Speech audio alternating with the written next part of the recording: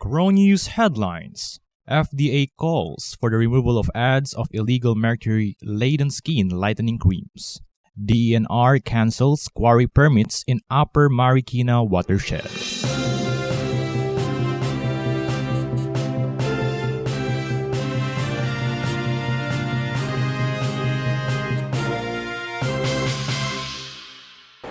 Welcome to CHRONEWS, a latest news, updated information, and facts. a discussion in legal doctrines and principles. in the Republic of the Philippines. This is CHRONEWS. Good morning to our listeners in all parts of the Philippines and the whole world. Good morning to my co-anchors, Sir Clem and Ma'am Ellen. Yes, good morning, Ma'am Pearl. And good morning to the netizens. Today is another day of news and discussions with a very interesting topic, and we will put emphasis on police power of the state. Yes, indeed, partner.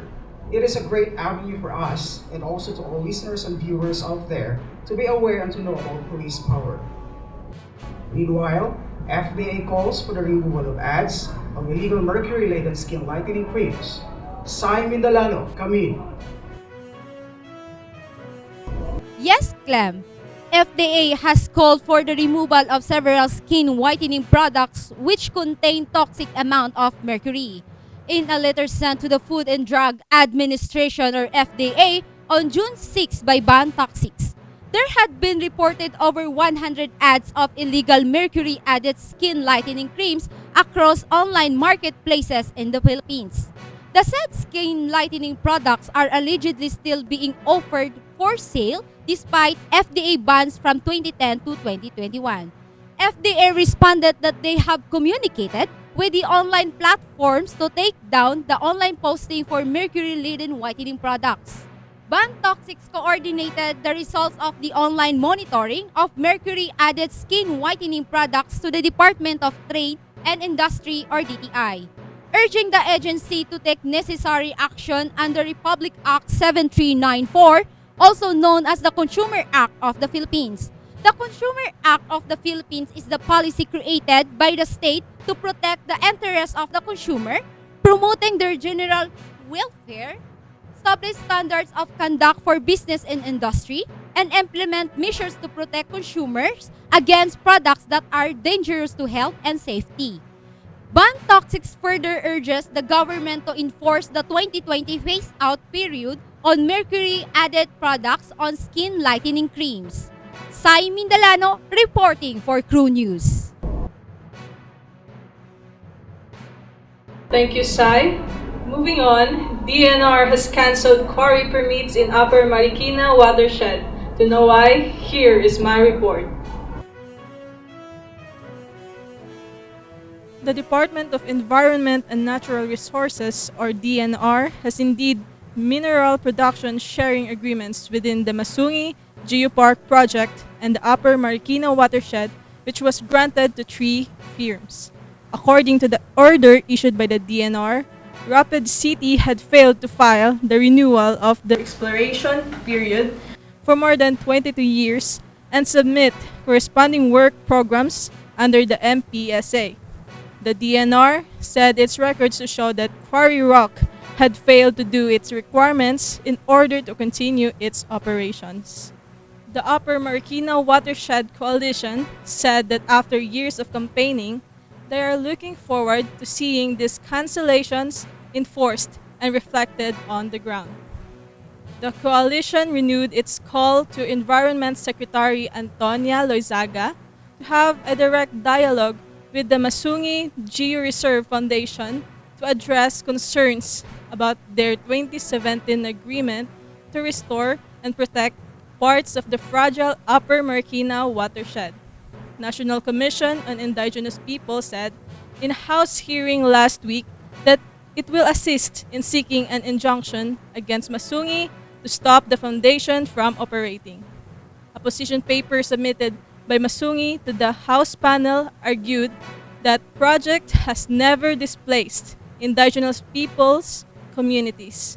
It added that indigenous peoples are key allies in the fight against destructive activities. The Upper Marikina watershed, which Masungi seeks to conserve and protect from large-scale quarrying plays a crucial role in reducing the risk of flooding and other disasters. This is Ellen Joy Tuwazon reporting for CHRONEWS. Thank you, Ellen. Indeed, the state should protect and promote the general welfare of the public. Freedom is a blessing enjoyed under a democracy. However, it is not absolute, lest we fall into anarchy. Rights may be regulated such that the state may enact regulations that may interfere with personal liberty. The most powerful tool of the state in regulating liberty is police power. Generally, police power is that inherent and plenary power in the state which enables it to prohibit all things hurtful to the comfort, safety, and welfare of the society. Yes, you're right, partner. For that reason, police power is the inherent power of the state. Yes, it is stated that it is very important and inherent for all of us. It is the authority to enact legislation that may interfere with personal liberty or property in order to promote the general welfare. It is held in the landmark case of Smith, Bell, and Company versus Natividad. Police power is the most essential, insistent, and illimitable power of the state, partners. Correct, partner. But what does police power of the state mean, partners? Yes, partners, in the Philippine Constitution, police power is the power vested in the legislature by the Constitution to make, ordain, establish all manner of wholesome and reasonable laws for the good and welfare of the state and its people. Police power derives its existence from the very existence of the state itself. It does not need to be expressed or defined in its scope. In the Philippine setting, police power has allowed the state to prescribe retention limits to the landowners under the Comprehensive Agrarian Reform Law, as cited in the case of Rojas versus Court of Appeals, grant discounts on the medicines for senior citizens and PWDs, as cited in the cases of Southern Drug Corporation versus DSWD and Drugstore Association of the Philippines versus the National Council on Disability Affairs. Temporary closure of Boracay to tourists, as cited in the case of Zaval versus Duterte, and limiting the deployment of overseas workers to skilled workers, as cited in the case of Executive Secretary versus Court of Appeals, and regulating the real estate profession, as cited in the case of Reman Enterprises versus the Professional Regulatory Board. Thank you for that, partner. I could still remember in the case of Boracay, it's very hot-cake before, right? Yes. Yeah, you're right. In addition, it is the power of the state to regulate liberty and property for the promotion of the general welfare. It is lodged primarily in the national legislature by the virtue of a valid delegation of legislative power. It may also be exercised, of course, by our president, by the president of the Philippines, and administrative boards as well as the lawmaking bodies on all municipal levels, and including the barangays under the general welfare clause. You're right, partner, but let me give emphasis to this, that the police power may be lodged primarily in the national legislature, but of course by the virtue of the valid delegation. And if it is the general welfare of the people, it may also be exercised by the president and as well as the lawmaking bodies in the municipal as well as the barangay welfare, or barangay level. Yeah, thank you for reiterating it, partner. Furthermore, police power has three characteristics. Let me start by number one. It is most pervasive, least limitable, and most demanding. Yes, indeed, it is demanding, partners. Yes. Police power also is dynamic. It should be moving. It must not be static and must move with the moving society it is supposed to regulate. Yes, there is a famous adage, partners, that says the only constant thing in the world is change. Of course. Thank you so much for that addition, partner. Number three, of course, may sometimes use the taxing power as an implement for the attainment of legislative police objective. It is very important, the tax is very important in order for a certain country to be moving and be developed. Yes, partner. And of course, in addition, police power has allowed the state to, first, retention limits to landowners under the Comprehensive Agrarian Reform Law.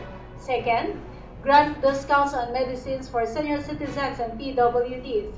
Third, temporary closure of tourist spots. Example, the Boracay. And fourth, limiting the deployment of overseas workers to skilled workers. Very well said, partners.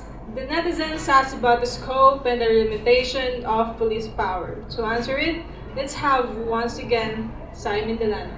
Sai, ano na? Constitutions do not define the scope or extent of the police power of the state. What they do is to set forth the limitations thereof.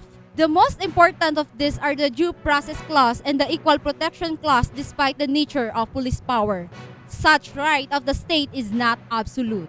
It is circumscribed by no less than Article 3, Section 1 of the Philippine Constitution, which mandates that no person shall be deprived of life, liberty, or property without due process of law, nor any person be denied the equal protection of the laws.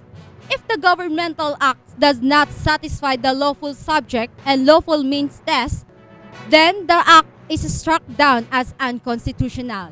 For CHRONEWS, this is Simon Delano reporting. Lastly, it is based on this maxim, Salus Populi est Suprema Lex, or the welfare of the people is the supreme law.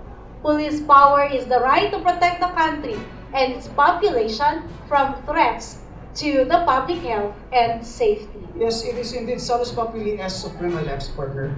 This constitutional mandate on due process is a safeguard against the arbitrary and despotic wielding of police power by the government. Thus, jurisprudence is replete with cases which lay down the test to determine the validity of the exercises of police power. To wit, the interests of the public generally, as distinguished from those of particular class, requires its exercise. Number two, the means employed are reasonably necessary to the accomplishment of the purpose and not unduly oppressive upon individuals. To wit also, it is in the case of National Development Company versus Philippine Veterans Bank. If the governmental act does not satisfy the lawful subject and lawful means test, then the act is struck down as unconstitutional. Right, partner? Yes, I agree with that. Yeah, thank you for agreeing with my statement, partner. Thus, such governmental acts were held unlawful and unconstitutional by the Philippine Supreme Court. Now, in the city ordinance that prohibits the operation of beer houses, cabarets, and saunas, it is under the case of City of Manila versus Lagyo. Ordinances that also banning short-time admission rates in the motels. Under the case of White Light Corporation versus City of Manila. There are lots of cases, of course, present in our problems in the Philippine Constitution. But of course, those are the important and vital cases that we could lay down upon you. Thank you, partners, for very informative discussions. We do hope that our listeners and viewers learned a lot about police power this morning. And that ends our news for today. Thank you for joining us in today's discussion. So join us again tomorrow in another episode of productive and informative discussions in CHRONEWS. Our latest news, updated information, and facts. A discussion on legal doctrines and principles. In the Republic of the Philippines. This is CHRONEWS.